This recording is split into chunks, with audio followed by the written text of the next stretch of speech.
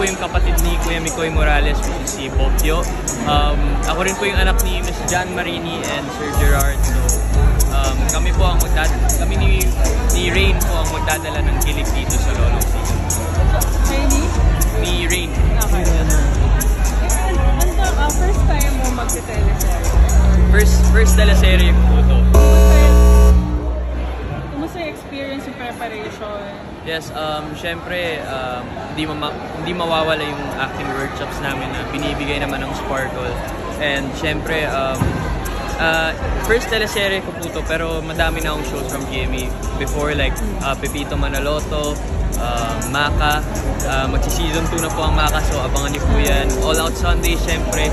And now I'm just so blessed na to be part of Lolong kasi alam naman po natin lahat yung success ng Lolong Season 1. So hopefully Lolong Season 2 will be even more successful. And I just promise na gagawin ko yung best ko talaga. Bring something to the table. Yung workshop nyo ba under Miss Ana? Miss Ana Fileo. So meron ba kayo naging workshop for your chemistry as a love team? Individual? Bale, si Winona po kasi magkakilala na po kami dati nung pumasok pa po kami sa Sparkle. So, hindi naman po kami like nahiya sa isa't isa kasi like I said, kilala na po namin yung isa't isa. So, maliban ba sa romance and drama, nagte-training ni Bok, may action din ba kayo? Yes, actually yun yung gusto kong sabihin. Kumusta yung unang meeting pa lang namin ma-action na. So yan yung dapat yung abangan kasi kahit ako, ito yung first time kong gumawa ng mga action scenes. So I'm super excited and happy talaga. Kumusta naman yung training ng action scenes nila? Actually, hindi ako nag-training sa action kasi yung character ko naman dito is hindi talaga nag-action talaga, unlike sila Kuya Ruru, Kuya Martin. Pero I'm so blessed to kasi may mga stunt directors kami doon sa set. So tinutulungan naman kami, ginaguide kami kung anong dapat gawin. So ayun. For those who still don't know you, paano ka napasok sa showbiz? Yes.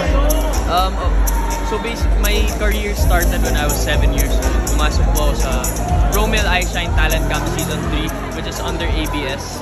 Yes, so I joined singing category. So I started as a singer nung bata pa ako. And then eventually, I started doing mga print ads, commercials. Hindi ako nag-acting dati nung bata ako. So nung pumasok ako dito sa Sparkle, that's when I started my acting career. You still sing? Yes, of course. You can watch me on All Out Sundays every Sunday, guys. Kung gusto nyo makakita ng singing and dancing skills ng mga artista, you should go ahead. Isa iba rin yung kapartner mo, di ba? Si Olive. Si Olive. So, kamusta naman yung dalawa ang... Yes, of course. Yes, we're so excited kasi Maka Season 2, malapit na.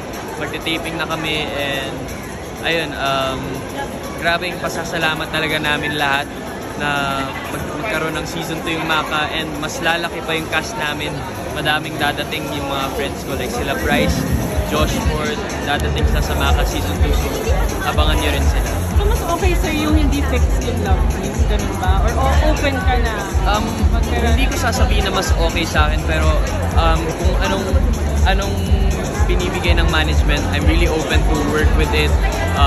Kasi let's say kung dalawang babae yung i-prepare sa akin, I will do my best kasi we're doing this for like sa amin ni Winona, we're doing this for Lolong Season 2 and sa amin naman ni Olive, we're doing this for Maka. So yung goal naman namin at the end of the day is pasayahin yung tao makabuo ng story like sa Maka and sa Lolong. So I'm sure maraming na nagtanong sa'yo dito. Sino yung artista na nilolong up to? Parang gusto mo yung career ko sana ganyan. Honestly, walang kabias-bias si Kuya Ruru talaga kasi dito po sa Lolong, it was my first time meeting him and grabe, napaka-down to earth na tao talaga. Kahit kami kakapasok lang namin sa Lolong Season 2, siya pa nga mismo yung nagpapasalamat sa amin. Siya yung nagsasabi na thank you for being a part of Lolong. So, grabe. And syempre, we all know na naging best supporting actor siya sa MMFF. And grabe yung career ni Kuya Ruru, like as in, and yung kwento niya na itong Yolong, yung season 1 yung nagbago ng buhay niya. So, I just hope na sana maabot ko rin yun one day. Sorry, how young are you and how are you juggling school and work? Yeah, I'm 18 years old, so I'm blessed naman to be able to still study at the same time despite having this career. Kasi may ways naman ngayon like online class. So we just year ka na ba? grade 12 po ako ngayon. Yeah, senior high.